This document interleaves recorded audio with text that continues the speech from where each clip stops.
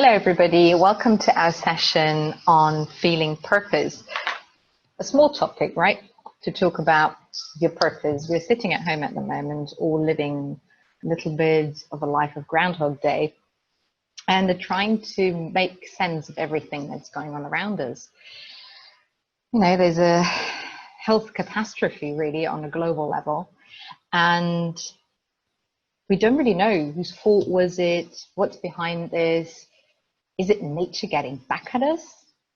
Or is this really humanity's opportunity to change its course? Well, none of this is really in our hands, but there are things that are. And one of them is that we've actually got the opportunity to look at ourselves and really find out what our talents, what our values are, and what our purpose in life is. It's not just an exercise of defining your personality in more depth, but it's really a way of preparing yourself to what comes after this. Because once this all is over, this whole thing is over, we're really going to have to come together, unite, and rebuild everything that's sort of fallen over the last 2, 3, 4 months.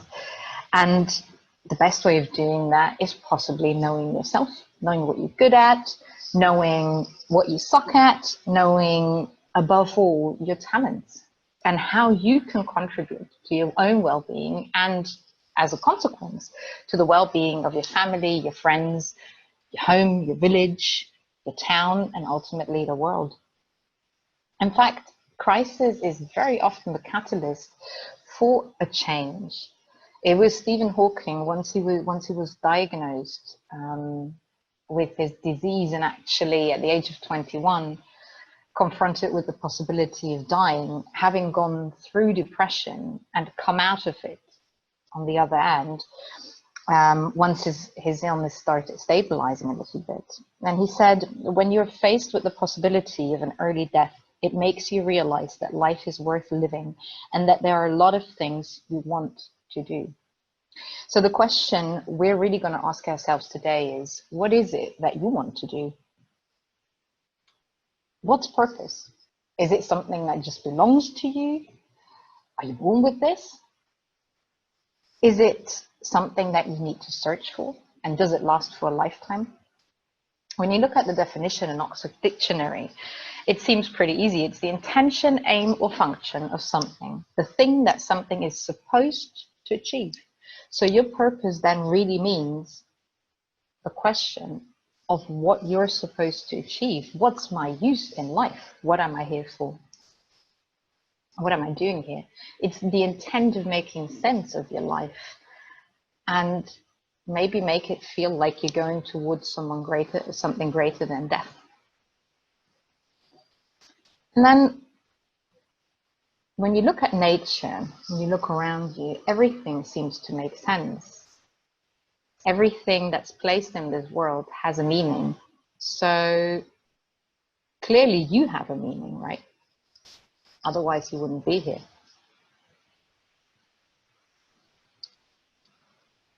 When you look at how you live your life on a day-to-day basis, every day you touch other people's lives to a larger or to a smaller extent. And I guess the question is, how do you want to touch other people's lives? What do you want these interactions to look like?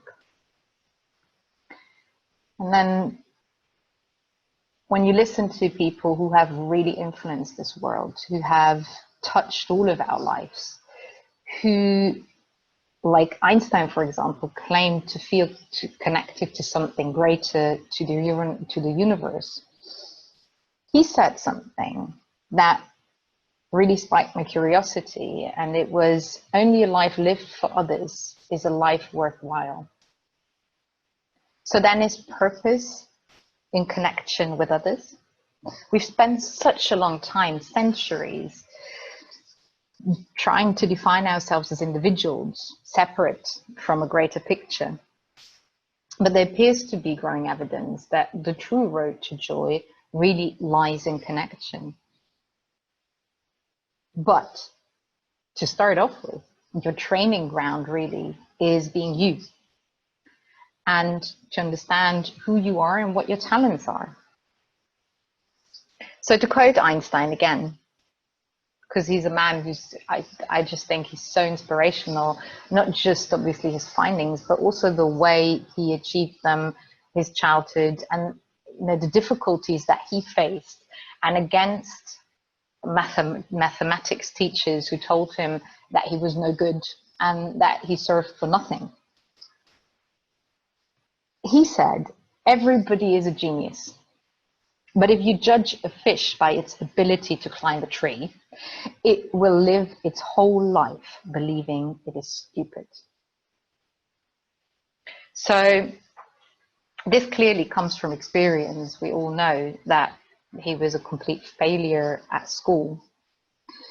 But do you really know what you are? What your talents are? Are you still trying to climb a tree when really you should become much better at swimming? It's difficult because we have educational systems that support a huge amount of general knowledge that is drilled into us over 12 years of going to school. We then come back home to very busy home lives where the activity, where the house is stuffed with activities for ourselves, for parents, and really neither in education nor in family life is there much room to discover who you really are. And then what happens is we just follow the patterns that we observe, because that's what we do as human beings. We mimic. It's part of our way of survival, but we never really become aware of the choice to be ourselves. So when you turn 18, you're faced with the choice for a career path. Many of us have gone off to university and often unaware of whether we need to learn how to climb, to swim, or to do something completely different. And nobody ever tells you that the more you manage to align what you do, what you think, and what you feel, the more likely you are to be happy. That's really what it's like to be you, to align doing, thinking, and feeling. And thereby, you're happier. The world will be happier. Coming back to the idea of interaction, we really reshape the world around us every day. And there's this idea of many psychologists these days that being useful is actually becoming more important than being happy. I don't think so. I think being useful is just part of being happy. For me, the idea of being useful to society is a crucial part of happiness. And in fact, many studies are now showing that people who feel not just happy, but a meaning, they have better immune systems. It shows positive effects on health. I orientate myself greatly on the definition of Aristotle on happiness. And he defines 4 different levels. So I'm just going to pull up a little graphic. Hang on, I'm going to share the screen with you. There's the screen. So there you are. You should now have the screen with you, and I'm going to run this. There you go. So when you look at this, Aristotle has defined 4 levels. So you have a level of a material level of pleasure, the level of ego or goal fulfillment, and then we quickly move into others and really meaning and how your life becomes meaningful, and finally a complete happiness, which is a universal happiness, the happiness of purpose, and that connects all the other levels. And it's a little bit that feeling of when you help to carry shopping bags, or you get up for somebody else to sit down on the bus. You remember that sensation? I'm sure all of you have done that. It's this feeling of being useful, of doing something that contributes to the world and makes you bigger than just you. It's one of the greatest influences of overall happiness. And I think being happy is possibly the most contagious disease. We all know that there's nothing more infectious than a smile. So living a life of purpose is a little bit, I think, like constantly getting up on the bus for others, but with a mission attached to it. And then once you start fulfilling that mission, it's probably the greatest happiness that you've ever felt. But first you need to create a basis for yourself. And I think there's a great, as I said in the beginning, there's everything in this life has its purpose. And I think the first two levels of material happiness and ego are actually quite useful. You can derive a lot of energy from these levels, but you need to be able to have a perspective that allows you to do so. Meaning, do you look out for the good things to happen to you? Do you actually find pleasure in the simple things, in the material, simple things? And do you even notice them? Because our lives are so busy that sometimes it's easy to not notice them.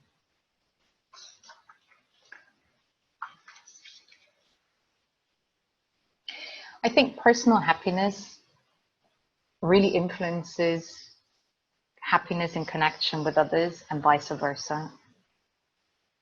The idea of, one being separate from the other, the hedonic happiness being separate from the eudaimonic happiness is, for me, is a strange idea, because I think really one affects the other to a great extent. And really, I'm going to take this off for a second so we can see each other again a little bit better. So maybe feeling purpose is forming part of the process of creation. That feeling when you look back at a year, at a month, at a week, and maybe just a day, where you can say, hey, look what I managed to do, and feel good about yourself. It's in that moment of doing, finding absolute connection through contributing to the lives of others and becoming bigger than just you. It's through the process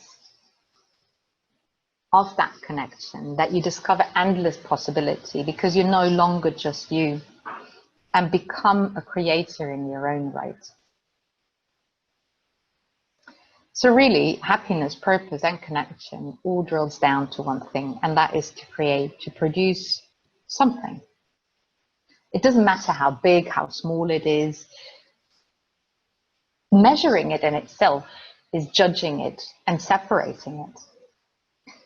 And creation or life do care about size? Or do you think an ant contributing to the well-being of a huge herd is less important than a lioness looking after her cubs?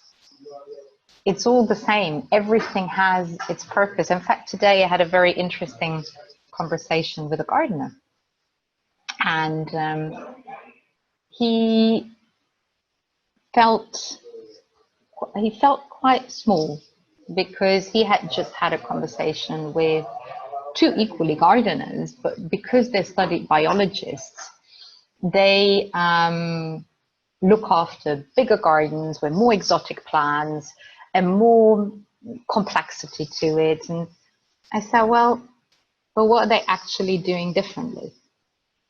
They're looking after something just as you are. No, but the plants don't judge that. Life doesn't judge that. We all have a purpose to fulfill. And I think as long as you contribute value, that's what matters. And it's really about living this feeling. I mean, there's lots of scientists trying to explain what's purpose, but I think you really know once you're there, once you feel it. And we're now at a time that we can do this. We actually have time to listen to ourselves and to experiment and to try different things and to go back to what it was like when we just did things for doing them. Not because it looked good on Facebook, not because there was a social obligation, but because we just truly enjoyed it. We weren't maybe even particularly good at it. Doesn't matter. It's just about having fun with it and thereby becoming more you and becoming more in touch with yourself. And then observe yourself. Look at what that is, and maybe, and most likely, the principles of what you're doing can be applied to pretty much anything in life.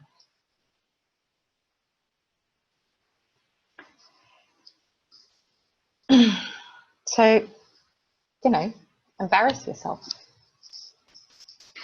Start becoming great at something by failing over and over and over again.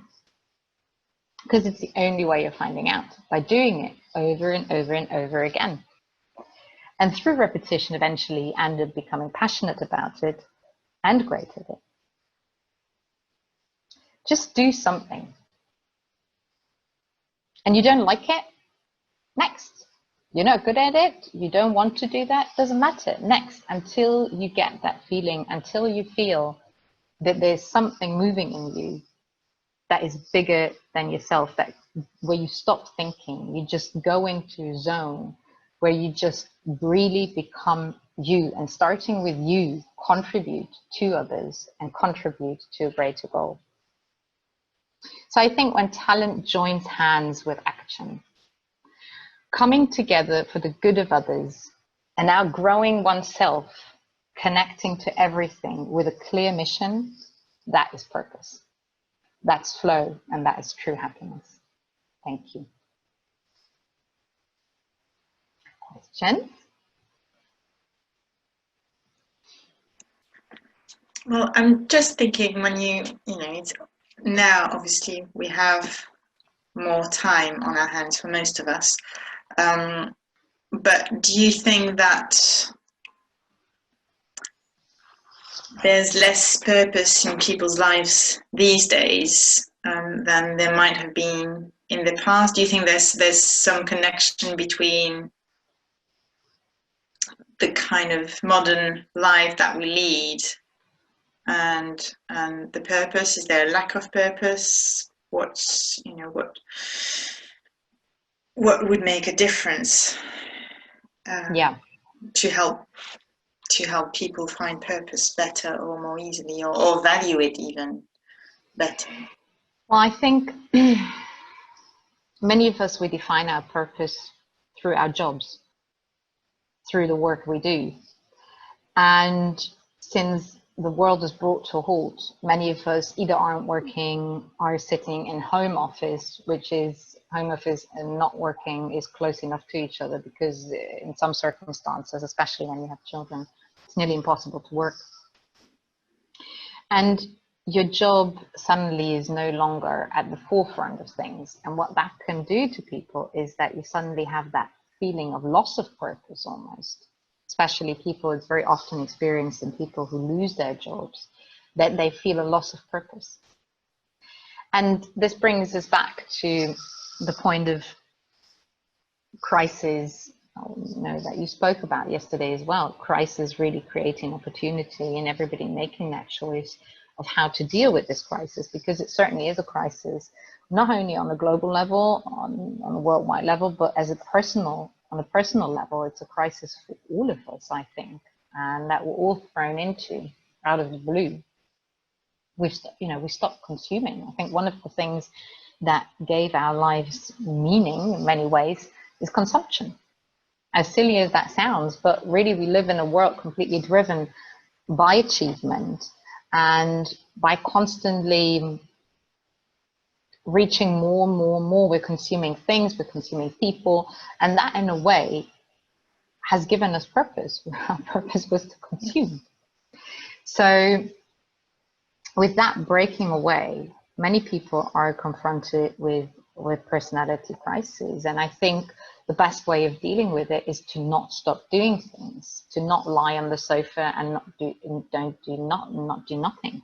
Because it's okay, you know, you do that for a day or for a week, but we've had now many weeks.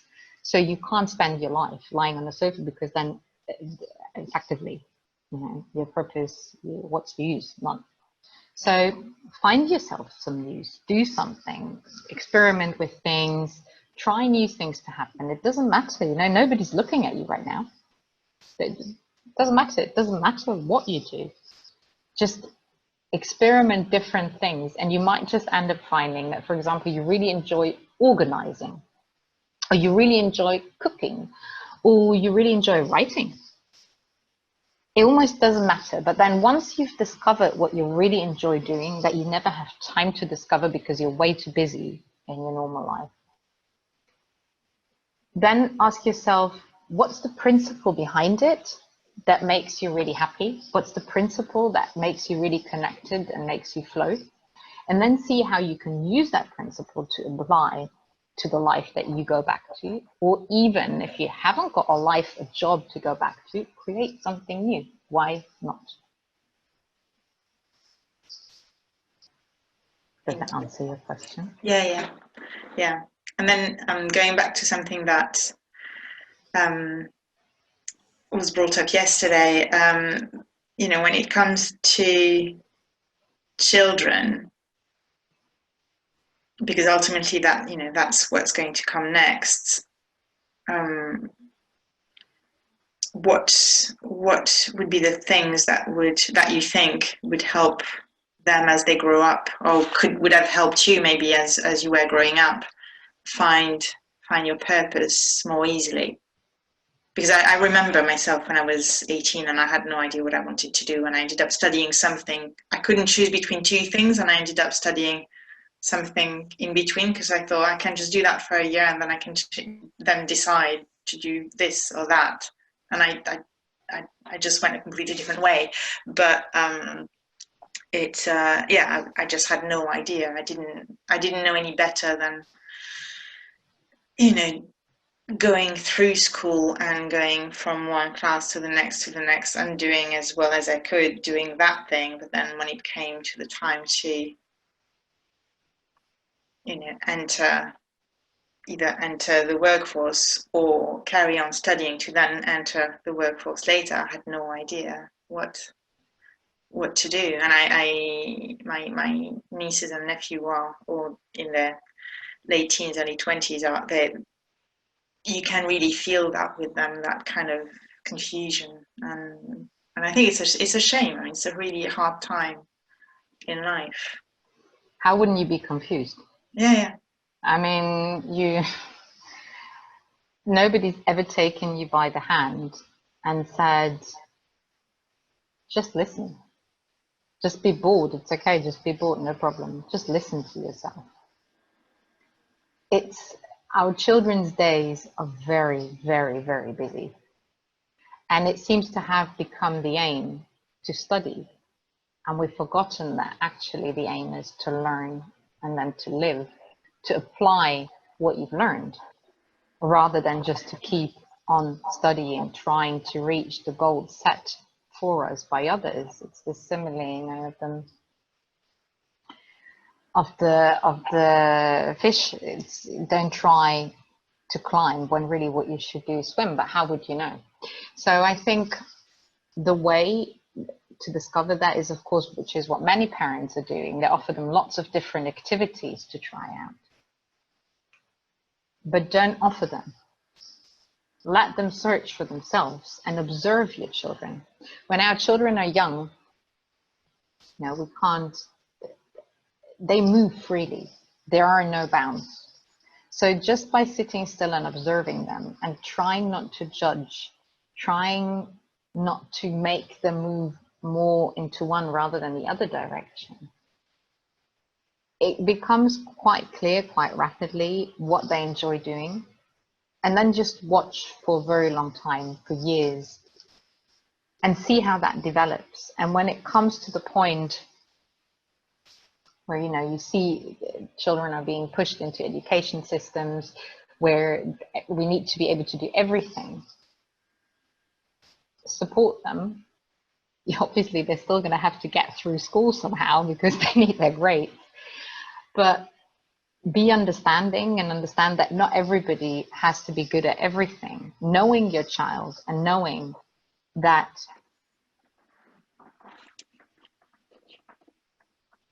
it's okay to maybe even fail a subject. I'm going to give you an example. My dad, he pushed me a lot towards studying business management. And then it came to my final exams. And he said, honestly, Kat, if you fail because of accountancy, it's okay. Because he knew I really hated it.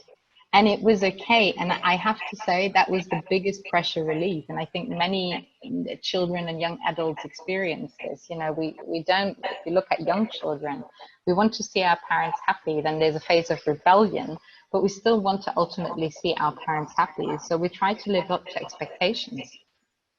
And I think it's very important for parents to take away these expectations. Yeah, I think you've got a good point there. Thank you. Thank you. Okay, thanks everybody for watching. And I very much hope to have given you a little bit of inspiration for tomorrow when we're going to listen to Georgia, who's going to talk to us about creativity, enjoy being creative, and use the next 24 hours to do things. Bye.